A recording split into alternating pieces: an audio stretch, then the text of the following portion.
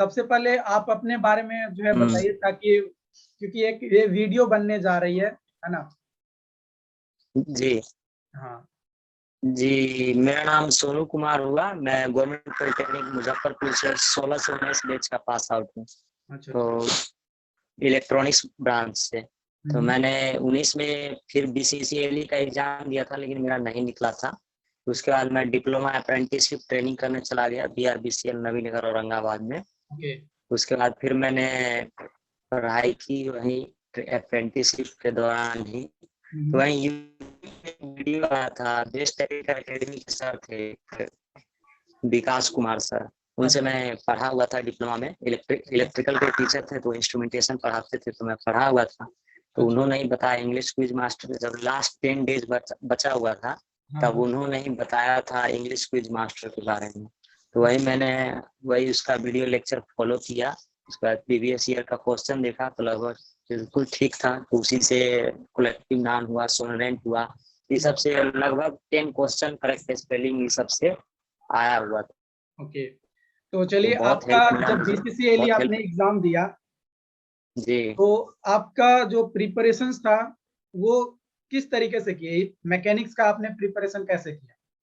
Mechanics मैंने ज्यादा नहीं पढ़ा था, ये बताते हैं। उतना टफ सब्जेक्ट मुझे लग रहा था, लेकिन फिर भी एक जो चैप्टर था वर्क पावर एनर्जी था और फ्रिक्शन था, जो 11th-12th का चैप्टर था, वो मैंने यूट्यूब पे एक फिजिक्स वाला है अलग पांडे का, उनका लेक्चर देखा था। और मैथ का डॉक्टर गजेंद्र पुरोहित हैं, जो हायर इंजीनियरिंग मैथमेटिक्स पढ़ाते हैं, उनका प्रत्येक चैप्टर का वीडियो वाइज लेक्चर अपलोडेड है, प्लेलिस्ट बना हुआ है प्रत्येक चैप्टर का। उनका लेक्चर देखा था, और इंग्लिश का वही आप ही का देखा था, और प्लस कुछ प्रीवियस ईयर का क्वेश्चन, प्लस लूसेंट का वही बुक।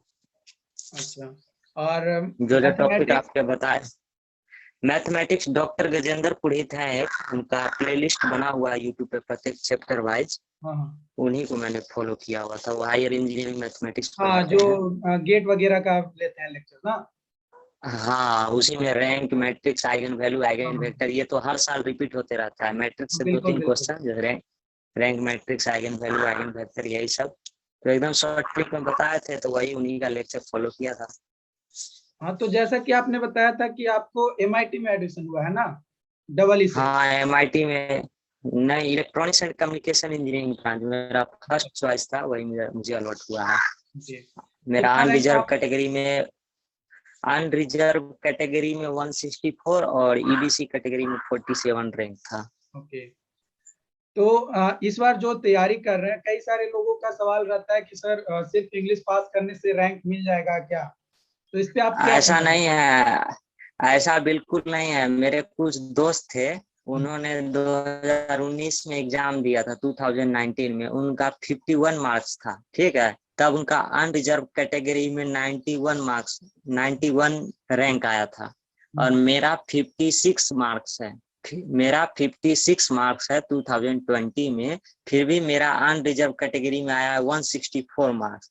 मतलब कंपटीशन दिन प्रतिदिन बहुत ज्यादा हार्ड होते जा रहा है। ऐसा कुछ नहीं हुआ, आप सिर्फ क्वालिफाइंग हो सकते हैं, लेकिन हो नहीं सकता है एडमिशन। हाँ, इस बार लगभग 4000 सीट था, तो लगभग ऐसे एडमिशन तो हो जाएगा, वो कोई बड़ी बात नहीं है अगर रैंक आ गया तो। जैसे 4000 सीट था, तो सारा सीट खाली हुआ था नए नए इंजीनियरिंग कॉलेज का, तो उसमें एडमिशन हो गया।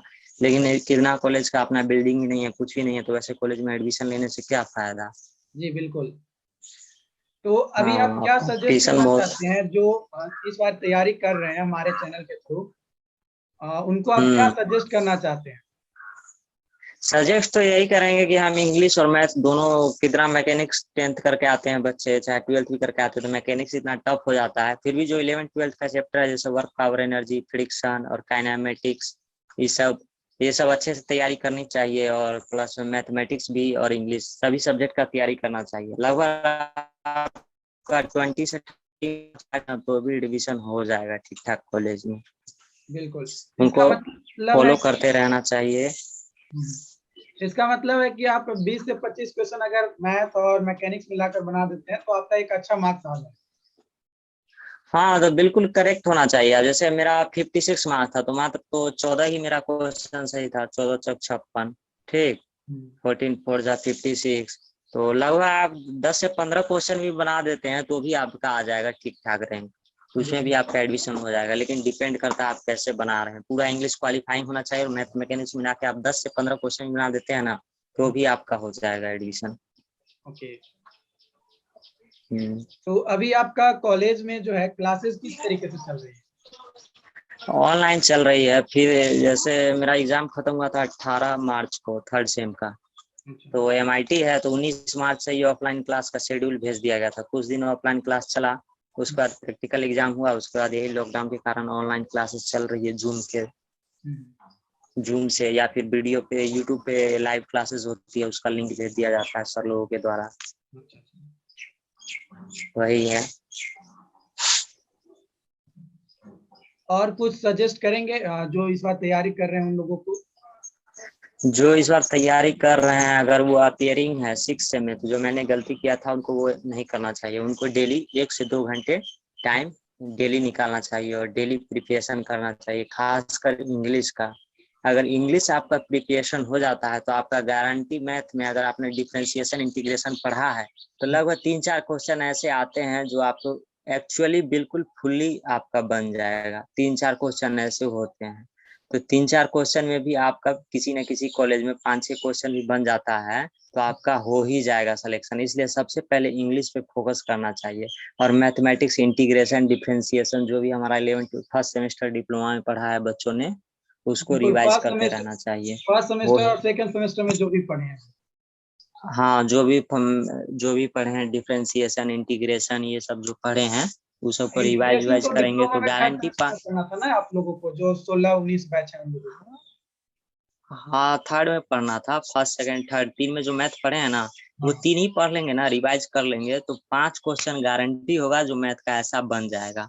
और फिर वही कुछ वीडियो लेक्चर ये लोग फॉलो कर लेते हैं, जैसे मैट्रिक्स से हुआ, उससे 2-3 क्वेश्चन हर बार रिपीटेड रहता है, जैसे आइगन वैल्यू, आइगन वेक्टर, उसके बाद वेक्टर कैलकुलस से 1-8 क्वेश्चन रहता है। तो ज्यादा पढ़ने का जरूरत नहीं है, बस सिलेबस के अकॉर्डिंग अगर आप मैथ का 3 चैप्टर भी अच्छा से पढ़ लेते हैं ना, 3 चैप्टर भी आप ठीक ठाक से पढ़ लिए, और मैकेनिक्स का सिर्फ हम कहेंगे वर्क, पावर, एनर्जी और फ्रिक्शन, ये भी आप ठीक ठाक से पढ़ ले। जितना क्वेश्चन पूछता है, लगभग IIT लेवल का क्वेश्चन पूछता है, एकदम टफ क्वेश्चन रहता है मैकेनिक्स का, तो ये सब भी आप पढ़ते हैं तो भी आपका हो जाएगा। हम तो कह रहे हैं 8 से 10 क्वेश्चन आपका बन रहा है तो भी आपको हो जाएगा, एकदम गारंटी सोल्यूशन। लेकिन वही यही नहीं पूरा सिलेबस खत्म करने के चक्कर में लगे, एक ही चैप्टर पढ़िए लेकिन उसको अच्छा से पढ़िए, एकदम कंप्लीट करके। उस चैप्टर से एक भी क्वेश्चन आए तो वो हमसे छूटना नहीं चाहिए, ठीक है? इस हिसाब से पढ़ना चाहिए। तो अभी आपने बोला कि आपने गलती की थी, क्या गलती की थी ये आपने? क्योंकि खुद का हम जब 6 में थे तो सिर्फ अपना सिलेबस पढ़ते थे और सोचते थे कि हो ही जाएगा, कोई बड़ा बात नहीं है।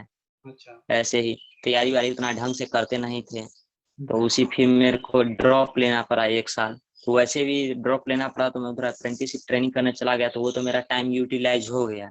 लेकिन कितना बच्चा जो यूटिलाइज नहीं हो रहा, जब मेरा एम था कि मुझे बीटेक करना है, इसलिए। अच्छा, तो जब आप 19 में एग्जाम दिए थे तो आपके भी कई सारे दोस्त होंगे जो एग्जाम दिए होंगे आपके साथ मिलकर, तो जब उनका सिलेक्शन हुआ तो आपको कैसा महसूस हुआ था? ठीक ठाक लगा था, पहले था करना है तो करना है। मेरे पास जॉब का भी अपॉर्चुनिटी था, कॉन्ट्रैक्ट बेसिस पे जॉब मिल रहा था, लेकिन मैंने किया नहीं। तो क्योंकि मुझे पता था कि मुझे एडमिशन लेना है, मुझे एक बैचलर डिग्री लेना है, इसलिए मैं अपना आ गया इधर करने सेल्फ। और कोई भी इंट्रेंस निकल जाता है अपने मेहनत के बदौलत तो अच्छा ही लगता है किसी भी स्टूडेंट को। जो स्टूडेंट एग्जाम देते हैं वही इस फील्ड को समझ सकते हैं। बिल्कुल बिल्कुल। और डिप्लोमा करने के बाद इतना प्रेशर रहता है कि सबको जॉब लेना रहता है जल्दी जल्दी, तो सब सोचते हैं, यही बिहार के हर बच्चे का यही एम रहता है कि बीटेक में एडमिशन लेके कोई भी टाइम पास करना नहीं चाहता, इधर डिप्लोमा का जॉब का भी तैयारी करते रहे, ऊपर से अपना बैचलर डिग्री भी होता रहेगा, तो ठीक करते हैं। तो यही सब रहता है। अच्छा, ये जो एग्जाम्स होता है लेटरल एंट्री के एग्जाम और काउंसलिंग के बीच में लगभग 1 से 2 महीने का गैपिंग मिलता है, तो उस गैपिंग में लोगों को क्या करना चाहिए? इस बार मिला था, हाँ नहीं, ये हर उस साल मिलता है गैपिंग में, जैसे मेरा हाँ। हाँ हाँ, 2 महीने का गैप मिला था। तो जैसे उनको गैप मिलता है तो उनको तो पता चल जाता है रैंक के अकॉर्डिंग कि हाँ मुझे कौन सा कॉलेज, मुझे कॉलेज अलॉट हो ही जाएगा या ब्रांच अलॉट हो ही जाएगा। रैंक के अनुसार सबको पता चल जाएगा। जैसे जैसे अपना सब लोग चॉइस फिलिंग भरेंगे, सबको खुद को कॉन्फिडेंस आ जाता है कि हाँ मुझे ब्रांच मिल जाएगा और कॉलेज मिल जाएगा।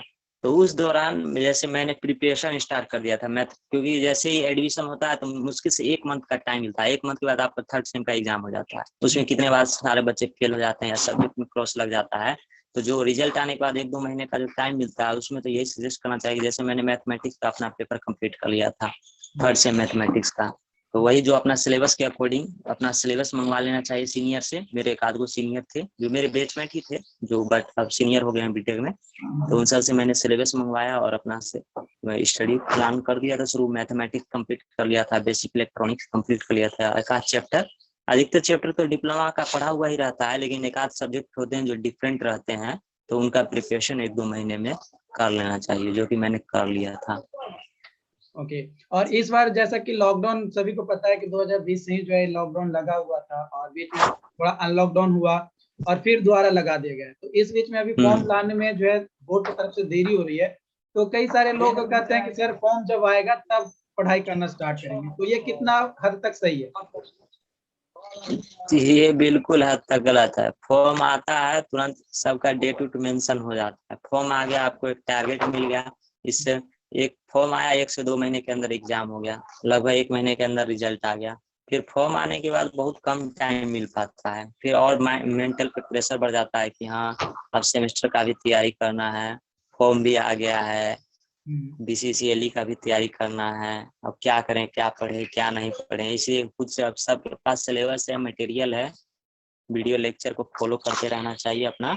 शुरू से ही ज्यादा बर्डन लीजिएगा तो फिर वही सारा घचपच हो जाता है। इसलिए ज्यादा बर्डन नहीं लेना चाहिए, धीरे धीरे करते रहना चाहिए सभी चीजों को। और सबसे ज्यादा बर्डन उन लोगों को होता है जो सेमेस्टर में रहते हैं। जो समय, क्योंकि उनको 6 सेम का एग्जाम भी पास आउट करना है, तो इसलिए उन्हीं को हम कह रहे हैं। और ड्रॉप स्टूडेंट तो बहुत ही कम, अधिकतर तो वो तो जॉब का तैयारी करने में चले जाते हैं। कुछ ही ऐसे स्टूडेंट होते हैं जो वापस आते हैं एक बार ड्रॉप लेने के बाद बीटेक, बहुत ही कम। बिल्कुल, ड्रॉप लेने के बाद बहुत ही कम ही स्टूडेंट रहते हैं जो बीटेक करते हैं। बिल्कुल सही, मैक्सिमम लोग क्योंकि वो 1 साल अपना डायरेक्शन दे देते हैं। वो 1 साल दे देते हैं पूरा तैयारी करना, तैयारी आना, फिर पढ़ाई लिखना, सब यहाँ क्यों नहीं कंपटीशन के ऊपर जाऊँ जी।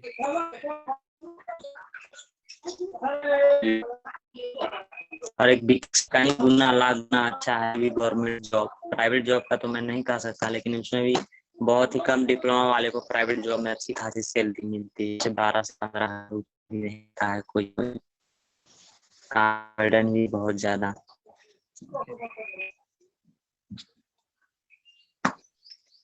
तो और कुछ नहीं, चलिए इतना ही काफी है। लोगों को मोटिवेट करने के लिए ऐसा इंटरव्यू सेशन लाना बहुत जरूरी होता है। नहीं तो स्टूडेंट क्या होता है, उनको लगता है कि सिर्फ पढ़ना जरूरी है। हाँ सर, मुझे भी पता नहीं था जी, और बच्चों को शेयर करना जरूरी, क्योंकि मुझे भी आपके चैनल के बारे में नहीं पता था। आपका भी प्रत्येक यूट्यूब पे पूरा प्लेलिस्ट बना हुआ था वीडियो लेक्चर का, लेकिन मुझे पता नहीं था। तो किसी ने, सर ने मुझे बताया, मुझे किसी सोर्स से पता चला, तो ही मैंने आपका लेक्चर फॉलो किया और बहुत ही ज्यादा हेल्प मिला। तो इसलिए बच्चों को जानकारी रहना बहुत जरूरी है। ठीक, तो ऐसा ही सेशन आप करते रहिए, लाते रहिए, ताकि जो भी बच्चे करना चाहते हैं प्रिपरेशन, वो अपना बैचलर डिग्री में एडमिशन ले लेंगे। अब वैसे भी ये तो हम कहेंगे कि डिप्लोमा से के बाद अगर आप बीटेक करते हैं तो बहुत ही ज्यादा अपॉर्चुनिटी आपकी बढ़ जाती है। बीटेक के बाद हर एक साल बहुत सारे सेक्टर भी खुल जाते हैं। क्या अभी कुछ सेक्टर्स क्या बता सकते हैं जिसमें आपको लगता है कि नहीं हम इस सेक्टर में जा सकते हैं और भी कुछ स्टूडेंट जा सकते हैं? बहुत सारे सेक्टर खुल जाते हैं। जैसे अधिकतर पीएससी खुल जाता है डिप्लोमा का। डिप्लोमा स्टूडेंट को बहुत कम पीएससी लेती है, ठीक है। अधिकतर आपका डिप्लोमा पे जो भी गवर्नमेंट जॉब है वो तो है ही। अगर आपने बीटेक कर लिया सेम ब्रांच या अदर ब्रांच से, तो आपका जहाँ ग्रेजुएट लेवल का जॉब है उसमें भी आप जा सकते हैं। अधिकतर जो भी जॉब आ रही है डिप्लोमा लेवल पे, उसमें बीटेक को एलिजिबिलिटी बंद कर दिया जा रहा है। अधिकतर स्टेट गवर्नमेंट भी कर रहा है, अधिकतर पोस्टेड में, और सेंट्रल गवर्नमेंट भी कर रहा है कि जो डिप्लोमा वालों के लिए जॉब है उसमें बीटेक का अलाउ बंद कर रहा है धीरे धीरे एलिजिबिलिटी। तो जो आपका डिप्लोमा लेवल का जॉब है वो तो है ही, साथ में अगर आपने बीटेक कर लिया तो जो बीटेक लेवल पे निकल रहा है आप उस जॉब में भी जा सकते हैं। आप किसी भी यूपीएससी में जा सकते हैं, बीपीएससी असिस्टेंट प्रोफेसर, प्लस में आप जितना बैंकिंग सर्विस हुआ नॉन टेक जॉब में भी जा सकते हैं, railway, IAS, UPSC, GATE, BPSC assistant professor, किसी में भी आप जा सकते हैं। प्लस में नॉन टेक जॉब जितने होते हैं ग्रेजुएशन लेवल पे, एसएससी हुआ या फिर अदर जो भी हुआ, यूपीएससी, सब सारे, रेलवे हुआ, उस सभी जॉब में आप जा सकते हैं। तो इसलिए बैचलर डिग्री तो हम तो यही कहेंगे कि बहुत ही जरूरी है।